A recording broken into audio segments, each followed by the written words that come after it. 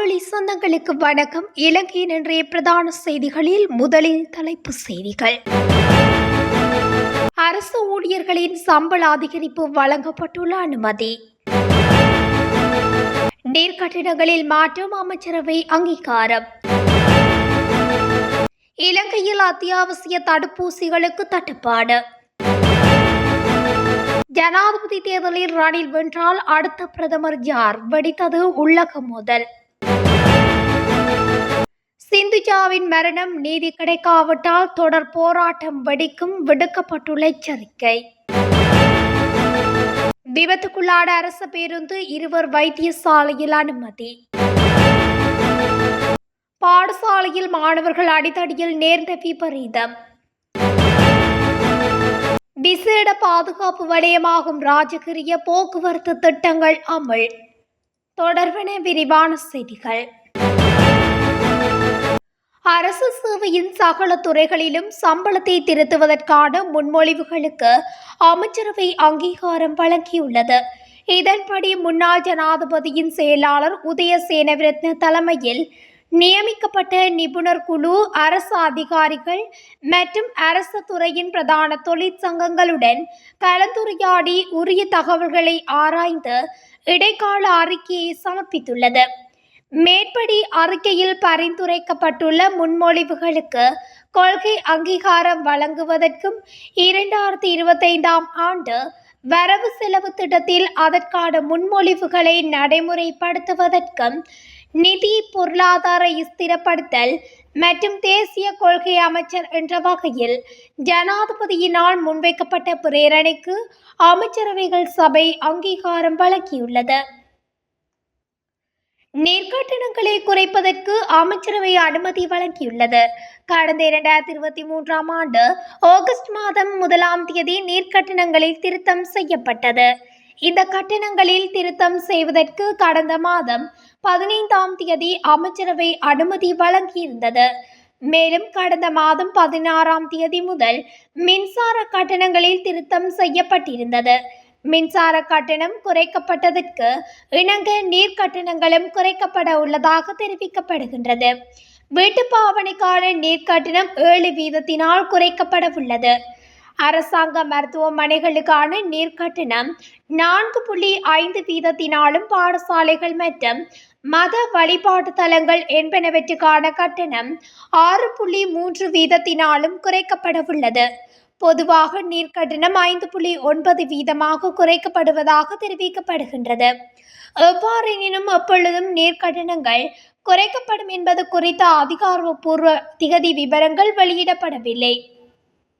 நாட்டின் மருத்துவமனை அமைப்பில் அத்தியாவசிய தடுப்பூசிகளின் இருப்பு தீர்ந்துவிட்டதாக வைத்தியர் மற்றும் சிவில் உரிமைகளுக்கான வைத்தியர் சங்கத்தின் தலைவர் வைத்தியர் ஜி சமல் சஞ்சீவ தெரிவித்துள்ளார். இதனால் நோயாளர்கள் மிகவும் சிரமத்துக்குள்ளாகியுள்ளதாகவும் மயக்கமடைந்த பின்னர் சுயநினைவை மீட்டெடுக்கும் நியோஸ்டிக்மைன் தடுப்பூசி மருந்து அநேகமான வைத்தியசாலைகளுக்கு கிடைக்கப்பெறவில்லை எனவும் அவர் விளக்கம் அளித்துள்ளார். மேலும் மயக்க நிலையுடைய பயன்படுத்தப்படும் லிக்னோகைன் தடுப்பூசி மற்றும் மஞ்சள் காமாலையை தடுக்க நோயாளிகளுக்கு வழங்கப்படும் ஹெப்படைட்டிஸ் பி தடுப்பூசி தட்டுப்பாடு நிலவுவதாகவும் கூறப்படுகிறது. அவசர இருதய சத்திர சிகிச்சை மேற்கொள்ளப்படும் கொழும்பு தேசிய வைத்தியசாலை உட்பட நாடுளாவிய ரீதியில் அனைத்து வைத்தியசாலைகளிலும் இந்த நிலை காணப்படுவதாக தெரிவிக்கப்படுகிறது. நோயாளிகளின் உயிரை காப்பாற்ற பல அத்தியாவசிய மருந்துகள் மருத்துவமனைகளில் உள்ளன. அவை தற்போது தீர்ந்துவிட்டது என ஜி சமல் சஞ்சீவ தெரிவித்துள்ளார். எவ்வாறாயினும் இது தொடர்பில் மருத்துவ வளங்கள் பிரிவின் பிரதிபலிப்பாளர் ஜி விஜயசூரிய கூறுகையில், தற்போது பல தடுப்பூசிகளுக்கு தட்டுப்பாடு ஏற்பட்டுள்ள போதிலும் எதிர்வரும் 13 புதிய தடுப்பூசிகள் கையிருப்பில் கிடைக்கும் என எதிர்பார்க்கப்படுகிறது என குறிப்பிட்டுள்ளார். ஜனாதிபதி ரணில் விக்ரமசிங்கவுக்கு ஆதரவான குழுக்களுக்கிடையில் அடுத்த ஜனாதிபதி பதவிக்காலத்தின் பின்னர் அமைக்கப்படும் அரசாங்கத்தின் பிரதமர் பதவி தொடர்பில் முரண்பாடுகள் தோன்றி வருவதாக தகவல்கள் தெரிவிக்கின்றன. ஏற்கனவே 5 மூத்த அமைச்சர்கள் பிரதமர் பதவிக்காக காத்திருப்பதாகவும் தெரிவிக்கப்படுகிறது.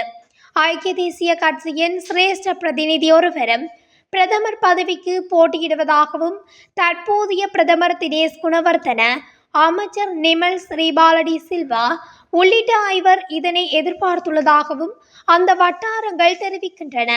இந்த நிலையில் ஜனாதிபதி தேர்தல் பிரச்சாரத்தின் போது குழுக்களுக்கிடையில் பல்வேறு சர்ச்சைக்குரிய சூழ்நிலைகள் உருவாகி வருவதாக நெருங்கிய வட்டாரங்கள் மேலும் தெரிவிக்கின்றன. சிந்துஜாவின் மரணம் தொடர்பில் குற்றமிழைத்தவர்கள் உடனடியாக பணி இடைநிறுத்தம் செய்யப்பட்டு அவர்கள் அடுத்த கட்ட விசாரணைகளுக்கு உட்படுத்த வேண்டும். இல்லையென்றால் நாங்கள் தொடர்ந்து மன்னார் வைத்தியசாலைக்கு முன் போராட்டத்தை முன்னெடுக்க வேண்டிய நிலை ஏற்படும் என மன்னார் மாவட்ட பொது அமைப்புகளின் ஒன்றிய தலைவர் BS சிவகரன் தெரிவித்துள்ளார். சிந்துஜாவின் மரணம் தொடர்பில் மன்னார் மாவட்ட பொது வைத்தியசாலைக்கு முன் இன்று காலை இடம்பெற்ற போராட்டத்தை தொடர்ந்து ஊடகங்களுக்கு கருத்து தெரிவிக்கையிலே அவர் இவ்வாறு குறிப்பிட்டுள்ளார். குறித்த விடயம் தொடர்பில் அவர் மேலும் கருத்து தெரிவிக்கையில், இன்றைய தினம் செவ்வாய் சிந்துஜாவின் மரணத்திற்கு நீதி கேட்டு மன்னார் மாவட்ட பொது அமைப்புகளின் ஒன்றியத்தின் ஏற்பாட்டில் கவனஈர்ப்பு போராட்டம் முன்னெடுத்தோம்.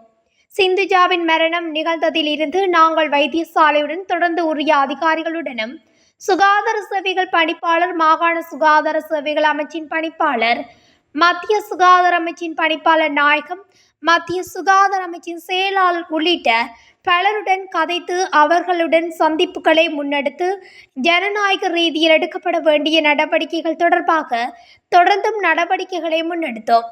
எனினும் ஏமாற்றுகின்ற அல்லது மூடி மறைக்கின்ற சம்பவங்களாக தொடர்ந்தும் அவர்களின் நிர்வாக நடவடிக்கைகள் தொடர்வதன் காரணமாகவே நாங்கள் வீதிக்கு இறங்க வேண்டிய நிலை ஏற்பட்டுள்ளது. எனவே குற்றம் இழைத்தவர்கள் உடனடியாக பணி இடைநிறுத்தம் செய்யப்பட்டு அவர்கள் அடுத்த கட்ட விசாரணைகளுக்கு உட்படுத்த வேண்டும். அவற்றை முன்னெடுப்பார்களா என நம்புகின்றோம். இல்லையென்றால் நாங்கள் தொடர்ந்து மன்னார் வைத்தியசாலைக்கு முன் போராட்டத்தை முன்னெடுப்போம் என அவர் மேலும் தெரிவித்துள்ளார். மீனேற்றி செல்லும் வண்டியொன்றும் அரசு பேருந்தும் நேருக்கு நேர் மோதியதில் பாரிய விபத்து ஒன்று ஏற்பட்டுள்ளது.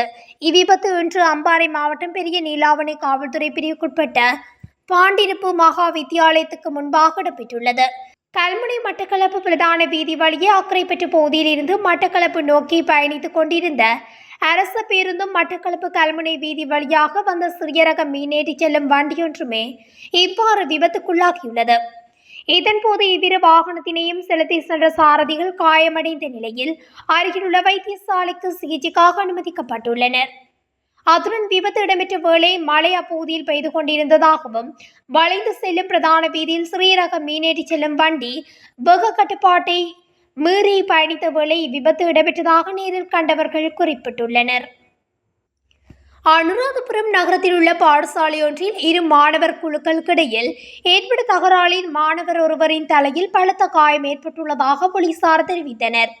சம்பவத்தில் காயமடைந்த மாணவன் அனுராதபுரம் போதனா வைத்தியசாலையில் அனுமதிக்கப்பட்டுள்ளதாக போலீசார் தெரிவித்தனர். மாணவர்களின் தகராறுக்கான காரணம் இதுவரை கண்டறியப்படவில்லை என போலீசார் தெரிவித்தனர். சந்தேகத்தின் பேரில் 4 மாணவர்கள் கைது செய்யப்பட்டதுடன் மேலதிக விசாரணைகள் அனுராதபுரம் தலைமையக போலீசாரால் மேற்கொள்ளப்பட்டு வருகின்றது. ஜனாதிபதி தேர்தலை முன்னிட்டு நாளை மறுதினம் வியாழக்கிழமை வேட்பாளரின் வேட்புமனுக்கள் ஏற்றுக்கொள்ளப்படவுள்ளதாக தேர்தல்கள் ஆணைக்குழு அறிவித்துள்ளது. இதன் காரணமாக கொழும்பு ராஜகிரியவில் உள்ள தேர்தல்கள் திணைக்களம் மற்றும் அதனை அண்டிய பகுதியில் விசேட பாதுகாப்பு ஏற்பாடுகள் செய்யப்பட்டுள்ளதாகவும் தேர்தல்கள் ஆணைக்குழு தெரிவித்துள்ளது. ஜனாதிபதி தேர்தலில் போட்டியிடும் வேட்பாளர்கள் தமது கட்டுப்பணத்தை நாளை புதன்கிழமை நண்பகல் 12 மணி வரை செலுத்த முடியும். அதன் பின்னர் செலுத்தப்படும் எந்த ஒரு வேட்பாளரினதும் கட்டுப்பணம் ஏற்றுக்கொள்ளப்படாது. அதேபோன்று நாளை மறுதினம் காலை 9 மணி முதல் 11 மணி வரை தமது வேட்பு மனுக்களை தாக்கல் செய்ய முடியும் எனவும் ஆணைக்குழு குறிப்பிட்டுள்ளது. வேட்பு மனு தாக்கல் செய்ய அரசியல் கட்சிகளின் ஆதரவாளர்களும் முக்கிய பிரமுகர்களும் தேர்தல் திணைக்களத்தை சுற்றி சூழ்வார்கள் என்பதால் தேர்தல் திணைக்களம் மற்றும் அதனை அண்டிய பகுதிகளில் விசேட பாதுகாப்பு ஏற்பாடுகள் செய்யப்பட்டுள்ளதாக போலீஸ் ஊடக பிரிவு அறிவித்துள்ளது. அத்துடன் ராஜகிரிய பகுதியில் விசேட போக்குவரத்து ஏற்பாடுகளும் செய்யப்பட்டுள்ளன. போலீசாரின் போக்குவரத்து வழிகாட்டல்களை பின்பற்றி சாரதிகள் தமது பயணங்களை மேற்கொள்ளுமாறும் போலீஸ் ஊடக பிரிவு அறிவுறுத்தியுள்ளது. இத்துடன் தமிழொலியின் இன்று இரவு நேர பிரதான செய்திகள் நிறைவடைகின்றன. தொடர்ச்சியாக இதுபோன்ற செய்திகளை அறிந்து கொள்ள தமிழொலி ஊடகத்துடன் இணைந்திருங்கள். நன்றி, வணக்கம்.